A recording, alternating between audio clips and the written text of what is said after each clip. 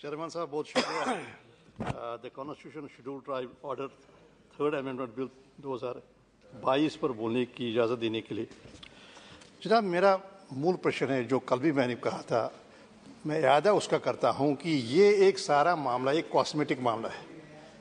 ये जो in principle असूली तौर पर किसी जाति को शेड्यूल ट्राइब में शामिल करने पर कोई आपत्ति नहीं है, कोई एतराज़ नहीं है, लेकिन बुनियादी सवाल ये है कि क्या उसको इससे आप वो सुविधाएं दे रही हैं जो उससे दूर रही आज तक। जब जो ट्राइब है, ट्राइब का जो भी मामला है, जो जिसको भी कम्युनिटी को आप उसमें इंक्लूड करते हैं, लेकिन उनका कोई बदलता नहीं है। उनके बारे में जो भी आपका अप्रोच है, जो भी माइंडसेट है, जो भी होना चाहिए वो होता ही नहीं है। वो बिल्कुल ही डिप्राइव्ड रहते हैं, डिसएम्पावर्ड रहते हैं, अनअटेंड रहते हैं, इस एनलिस्ट होने के बावजूद भी।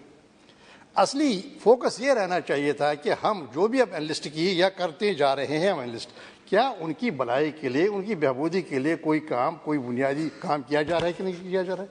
वरना सारा एक्सरसाइज की मीनिंगलेस हो गया।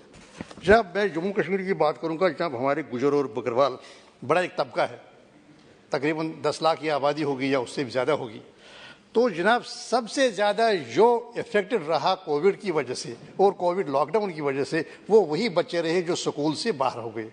उनको हम कहते हैं आउट ऑफ स्कूल ओएस में तादाद सबसे ज़्यादा गुजर और बकरवालों की, क्योंकि नहीं उनके पास स्मार्टफोन, नहीं उनके पास कनेक्टिविटी, नहीं उनके पास जो ड्रॉप आउट रेट है सबसे ज़्यादा है, नहीं उनके पास वो साधन ताकि वो डिजिटल एजुकेशन के ज़रिए उसका लाभ हासिल करते हैं। अब जनाब जो डिजिटल डिफिशेंसी हम कहते हैं, या हम कहते हैं कि लैक ऑफ डिजिटल एक्सेशन, वो एक्सेसिबिलिटी, वो सारी बकरवाल और गोजर तबके में है। इसी तरह बाहर बाकी मुल्कों, बाकी जगहों पर भी होगी जो कि मुल्क में बाकी जगह हैं।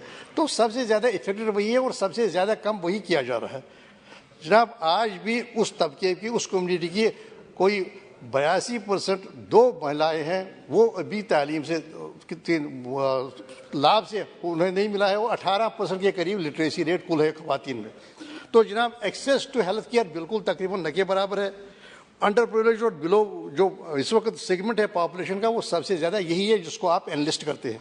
तो जनाब उज्ज्वला योजना, आपने एक योजना बनाई उज्ज्वला योजना की, ताकि हम ख़वातीन की मदद करें, ताकि उनको जो पोल्यूशन के असरात होते हैं, जो कि चैलेंजेस होते हैं, हेल्थ केयर के चैलेंजेस होते हैं, उससे उनको निजात मिले। लेकिन यहाँ पर जो जंगलों में रहते हैं तो उन तक एक्सेसिबिलिटी नहीं है, उनके लिए कोई आउटलेट नहीं है जहाँ पर उनको ये जो आपने जो इतना एम्बिशियस प्लान है कि हम देंगे जी गैस सिलेंडर हर एक खातून को देंगे, हर एक घर में देंगे, वो पहुँच ही नहीं रहा है। तो जनाब जो अमली कदम उठाने हैं वो अमली कदम नहीं उठाए जा रहे हैं। तो जनाब सेफ ड्रिंकिंग वाटर, सारे कश्मीर में तो सेफ ड्रिंकिंग वाटर तो 40% से कम आबादी को मिलता है, तो वहाँ तो बिल्कुल ही नहीं, और बिजली नहीं। और वहाँ पर आप हैरान रह जाएंगे, बारवुड वायर पर, जहाँ पर भी बिजली है वहाँ बारवुड वायर पर बिजली दी जा रही है। तो बिजली की एक्सेसिबिलिटी है, तो महज एक कम्युनिटी को आप एनलिस्ट कर रहे हैं। हमने जी आपको भी शेड्यूल ट्राइब बनाया, लेकिन असल लाभ जो है वो लाभ कहाँ है? नहीं एक्सेसिबिलिटी हेल्थ केयर में है, नहीं एम्प्लॉयमेंट में है, नहीं डिजिटल एजुकेशन में है, नहीं डिजिटल एक्सेसिबिलिटी में है। तो कहीं पर भी उनका कोई परिवर्तन, कोई जो वेलफेयर है वो नहीं हो रहा है। तो मेरी ये गुजारिश होगी कि अगर आप कर रहे हैं तो फिर इसके साथ साथ ही ये सिंक्रोनाइज होना चाहिए हमारे एक एफर्ट, एक बड़ा ही एक हॉलिस्टिक होना चाहिए अप्रोच, कि ताकि इनका जो वेलफेयर सही वेलफेयर हो। अब देखिए जब बात यह है कि अब जो बच्चे वापस आ रहे हैं कोविड के बाद स्कूल में, कम तादाद है शेड्यूल ट्राइब की, क्योंकि उनसे वो कंटिन्यू नहीं रख सके अपनी एजुकेशन। जब एक्सेसिबिलिटी नहीं रही, कोई स्मार्टफोन है ही नहीं, और गर्ल चाइल्ड ज़्यादा मुतासर रही, क्योंकि अगर स्मार्टफोन घर में आता भी है वो तो बच्चे को, लड़के को जाता है, लड़की को नहीं दिया जाता है। तो जनाब मेरे सरकार से ये गुजारिश होगी, निवेदन होगी कि अमली इक़दाम के कल्याण के लिए। सभापति महोदय बहुत बहुत धन्यवाद सर। इन समुदायों को शामिल कर